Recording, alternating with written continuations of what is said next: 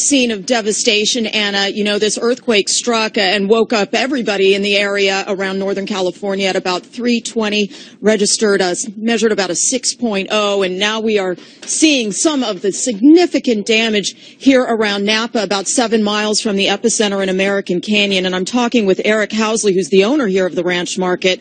And as we take a look at this damage, Eric, I'm guessing many tens of thousands of dollars of damage. Oh, yeah, definitely. Between my two stores, we're looking nearly 100. But no injuries. And we have heard no reports of any injuries. So far, none. What did the earthquake feel like to you? It was a big jolt, like a boom, and then everything was just shaking pretty profusely. Jumped out of bed, and, to make sure everything was okay. And then immediately, by the time you're kind of up and realizing what's happening, it's time to go to work and figure out what went wrong. Yeah, but you knew there was going to be damage. Oh, yeah. California jolted awake by a large earthquake, and it's a significant one, a magnitude 6.0. Now, it hit 6 miles outside of Napa, California, around 3:30 a.m. Pacific time. That epicenter, 5 miles north of American Canyon. At least 15,000 people reported to be without power. And ABC News producer Kevin Wing joining us on the phone right now. He lives about a half hour outside in Napa and Danville. And Kevin, can you describe what it was like when that quake hit? From what I've been hearing so far over the last hour and a half since the quake hit was that there appears to be some moderate damage in the Napa Valley, so in the cities of Napa, Sonoma, and of course American Canyon, which is where the epicenter was.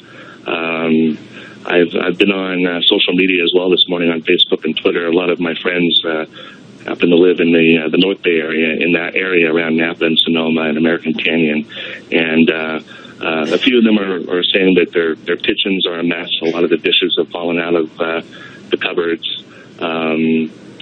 Pictures are kind of askew on the wall, and some of them also have power out as well. I understand from PG&E that there's as many as 15,000 customers that are without power right now up in the North Bay area. Morning, Paula and Dan. Yeah, it was very shaky start out here in the Bay Area this morning. It was a very long, rolling sensation that lasted probably 25 seconds, and almost like you're out on the water on a sailboat. It was just a very rolling motion, and to watch the walls of my house kind of sway a little bit, a little bit unnerving, of course. Oh, I can only imagine the way you describe it, to be woken up in the middle of the night with that rolling feeling. You're talking about being out on the ocean.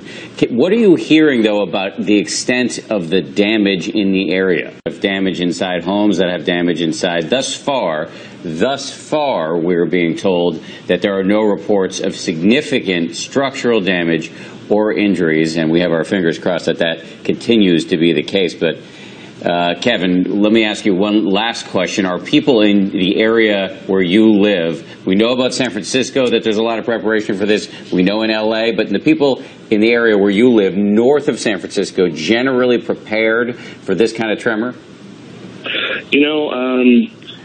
I would probably say that half of us, are preparing ourselves for the next big one whenever it's supposed to hit.